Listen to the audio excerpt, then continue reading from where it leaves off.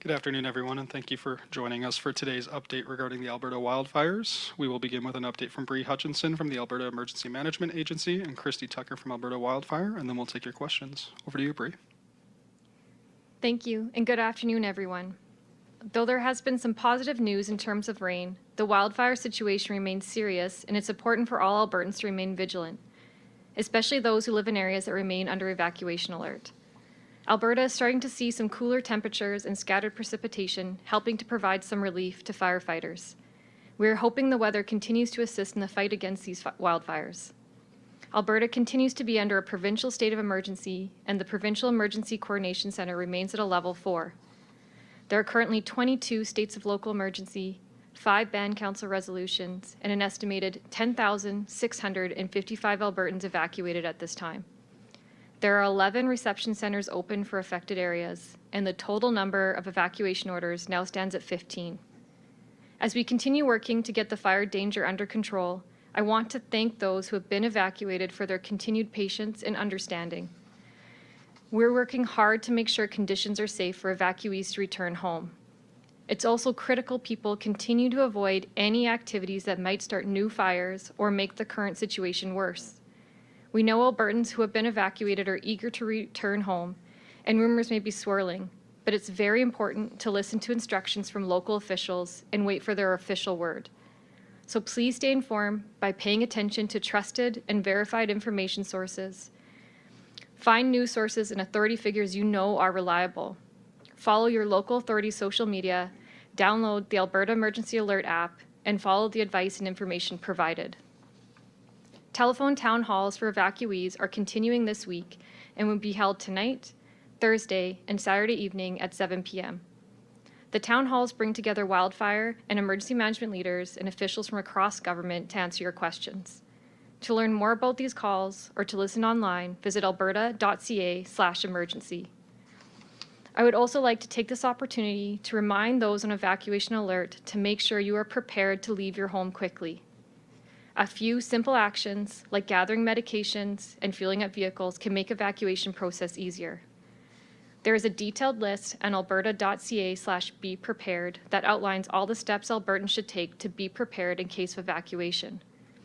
Also, I would like to remind all evacuated Albertans to register at their nearest reception centre or online at emergencyregistration.alberta.ca. Registering helps ensure you receive the latest updates and information as quickly as possible. It's also essential for registering for emergency financial assistance. For everyone who is evacuated, please know that supports are available.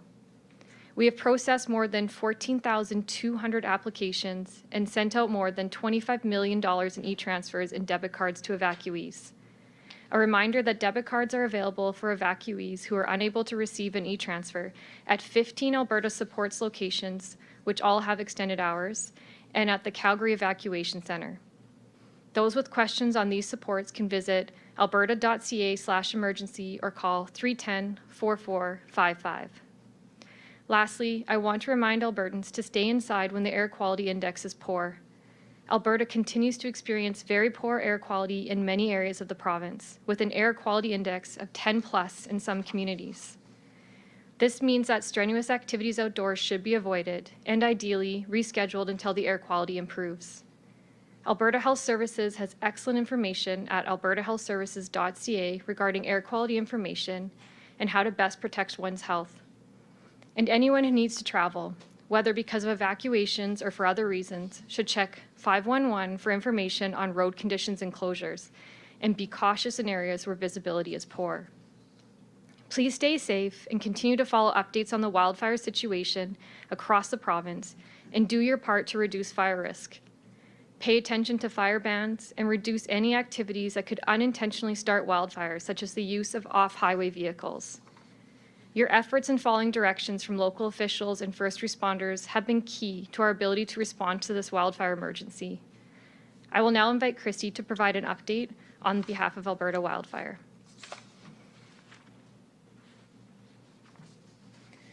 Thank you, Bree. There are 71 wildfires in the forest protection area of Alberta. 20 of those are out of control. So far this year, we've responded to 520 wildfires, burning more than 1,017,000 hectares. Today, we've seen a continuation of the showers that started in the province yesterday and the lower fire behavior that resulted from that. Many of the major wildfires burning received some rain, which means these are good days for firefighters to make real progress on containing these fires. Due to the hard work of firefighters, along with the weather, we have been able to reclassify the Sturgeon Lake complex near Sturgeon Lake Cree Nation and Valley View from out of control to being held. That means that the fire is not expected to grow beyond the established boundaries under the current conditions. There are 1,123 firefighters from across Canada and the United States assisting nearly 1,700 from Alberta Wildfire on these fires. We're working closely with the municipal fire departments who are also protecting their own communities. Even though we have made headway on many wildfires on the landscape, we know that the season is far from over. We need to be prepared. We're continuing to bring in assistance from outside the province, including a team from Parks Canada arriving today and 96 firefighters from the US arriving tomorrow. Towards the end of the week, we're expecting additional help from New Zealand and Australia. We will continue to prioritize those wildfires where communities are still at risk, and we'll focus our resources to those areas that are still out there waiting for rain. Thank you. All right. Thank you, Christy. There's no reporters in the room, so we'll go to the phone lines first. Just a reminder for anyone on the line to press *1 to hop into the queue. Operator, could you please put through the first caller? Yes, first caller is Katarina Schultz, CBC. Hi, I'm just wondering if wildfire modeling has been used for these fires and if it's played a role in the firefighting efforts. We use a variety of tools as far as strategies to fight fires and looking at the fire situation across the entire province.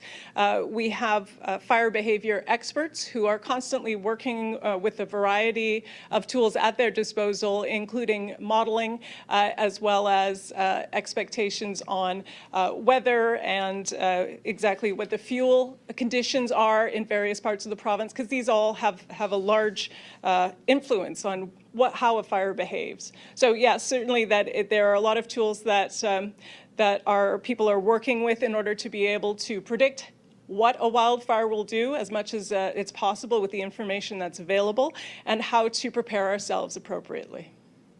Do you have a follow-up question? Yeah, and then just in terms of particularly the modeling and the satellites, do these tools help limit destruction in any way? If we were able to, to a certain extent, when you are dealing with the elements, there are always things that cannot be predicted exactly how they're going to play out. We have a lot of experts who have a great deal of knowledge and experience working on modeling, and we use all of that knowledge and experience to the full extent. But certainly, there are some times when things move very quickly, when you have sudden wind changes, when you have gusting winds that can be less predictable. And we can prepare as much as possible with the information that's available to us, and we do use that information to position resources where we expect we're going to need them. When we know that the wind is going to change, we have to take that into account with the way we fight the fires. And certainly we do use that extensively just as part of our regular firefighting duties across the province. All right, operator, could you please put through the next caller? Robert Tuttle, Bloomberg. Yes, hi, good evening. First question is, you'd mentioned people help from Australia and New Zealand. Do you mean firefighters or do you mean resources? If it's firefighters, how many are coming?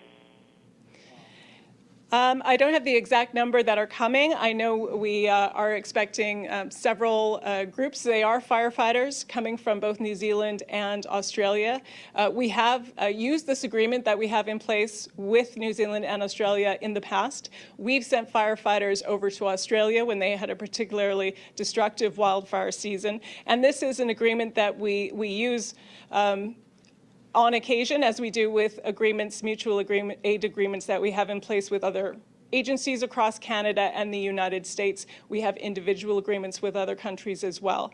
And the reason we do a lot of work on establishing these agreements is that we know that we have similar training, similar way to communicate, and they will fight fire to the standards that we expect here in Alberta. So it is something that we have used before in the past, and it's good to have a resource there that's available to us with the difference in our seasons between the Southern Hemisphere and the Northern Hemisphere.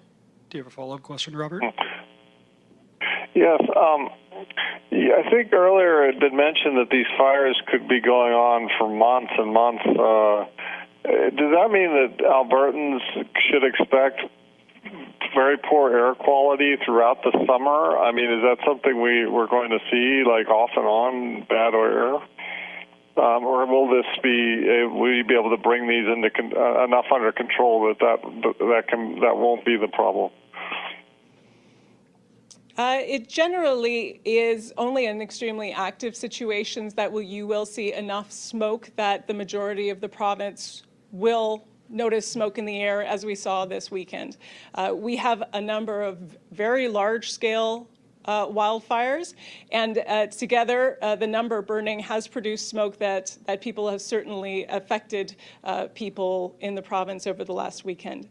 As fire behavior decreases, so does the smoke, but we often see fire smoke in the air that can travel from miles and miles away. Looking at a website like firesmoke.ca will tell people exactly where the smoke in the air is coming from, and that's a good tool to help prepare people for where exactly, knowing what the fire situation is and where that smoke is coming from. But no, certainly with less active fires, once we are able to bring more of the wildfires to a being held status or under control eventually, you will see less fire behavior and there should be less smoke. Thanks. Operator, could you please put through the next caller? François Julie, Radio Canada. Hi, everyone. I have a question on the numbers. So you mentioned 1,017,000 hectares burned this year. Is that an all-time record? That's certainly the most we've seen in springtime in Alberta on record. We do have one larger number for the entire fire season, and fire season ends at the end of October. So for this time of year, yes, this is an extraordinary year. We have not seen numbers like this in Alberta on record, and it is something that is certainly illustrating what we've been saying about the unusual nature of this fire season. Do you have a follow-up? Yeah.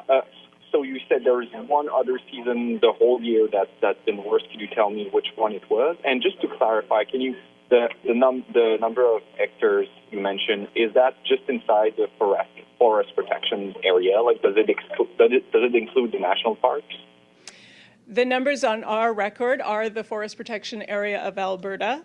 But I would like to say that the numbers can change. Certainly, many of the aircraft in the forest areas have not been able to fly as frequently as they would normally over the past weekend because of smoke. And flying over a fire helps firefighters give an accurate assessment of the size. So the size number may fluctuate. Also at the end of the year when they're able to get a really accurate read of a fire perimeter and the part inside the perimeter that's unburned, you may see the size adjusted then as well. But the other year in question that you asked about was, I believe, 1984, when the record was 1.3 million hectares that was burned over an entire fire season. All right, operator, could you please put through the next caller? Alana Smith, Globe and Mail. Oh, hi. Thanks for taking my question. My question is also for Christy. Following up on my colleagues, I know you're saying this is obviously a record-breaking spring wildfire season with over 1 million hectares burned. Can you just put that into context of past fire seasons for me? And then obviously, I know you're talking about the spring season, but the overall season, how is this kind of tracking compared to the others?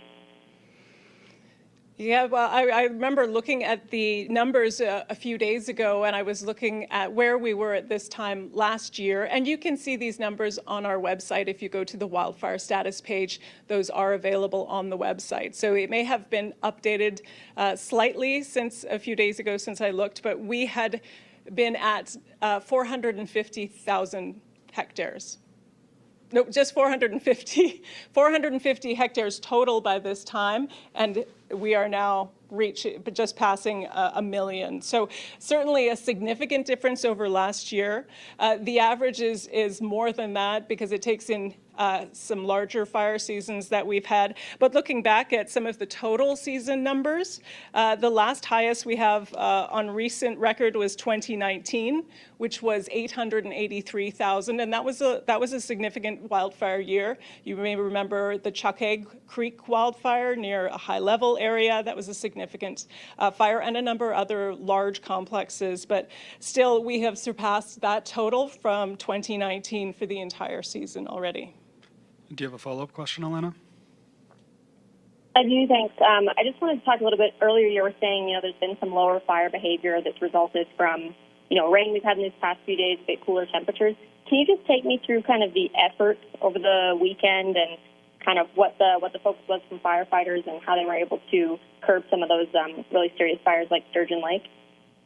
Yeah, absolutely. I mean, one of the downsides of the smoke was that it was less possible for us to fly over a number of the wildfires, but we were able to make significant progress fighting fires on the ground.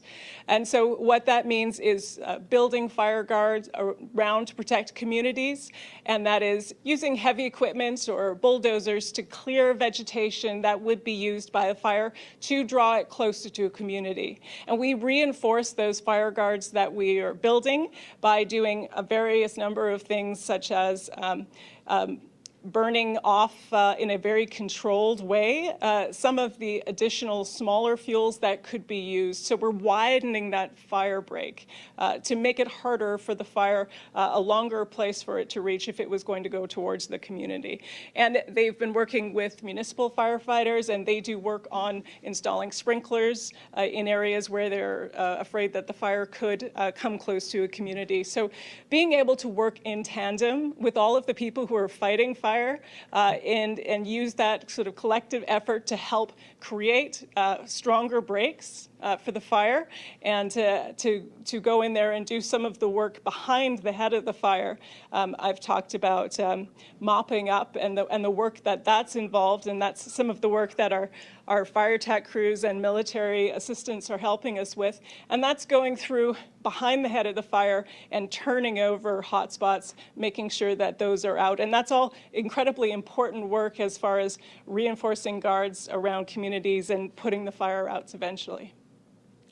All right, operator, could you please put through the next caller? Jeremy Thompson, CGD.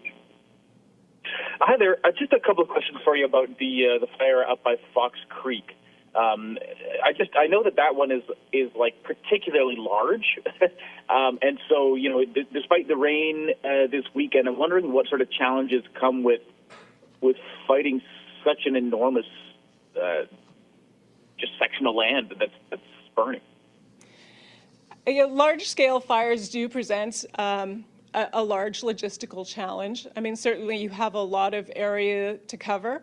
You would have priority areas, which are, of course, the areas that show the most potential for reaching a community, or we do have firefighters that, of course, focus on creating fire breaks and as much as they can skirting around the outside of a fire of that size. But it is a priority fire. The Fox Creek fire is still technically classified as out of control, but I know they have been working very hard on building dozer guards, and they're continuing what I've been talking about is small-scale burnout operations, which again is just removing some of the fuel and helping to reinforce that guard near the community. So It is a large operation, and of course, we've already seen how roads can be affected and how we need to work with other agencies within the government of Alberta as well as the municipality as well.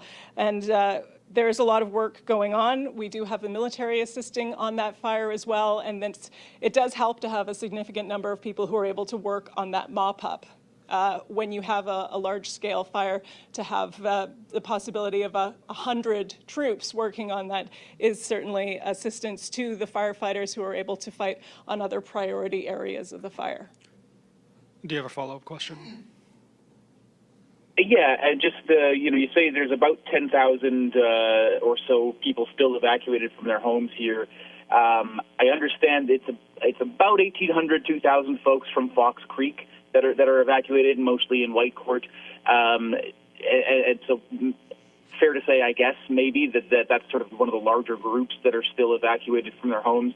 So I'm just wondering, like, they're obviously, they've been out for a long time.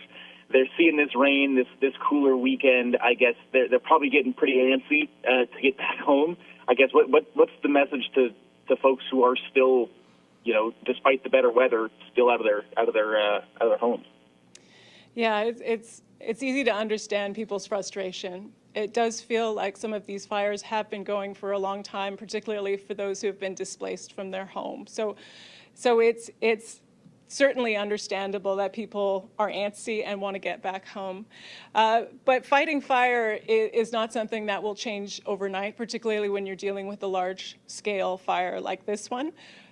What we can do is fight the fire to the best of our ability, work at bringing that fire to a status where the community itself feels that they can advise residents that it's safe to go home, and we give them the best information we possibly can to be able to make that decision safely. All right, and that concludes today's media availability. Please note a media situation report will be distributed later today, and we'll be back at 3 p.m. tomorrow. Thanks, everyone.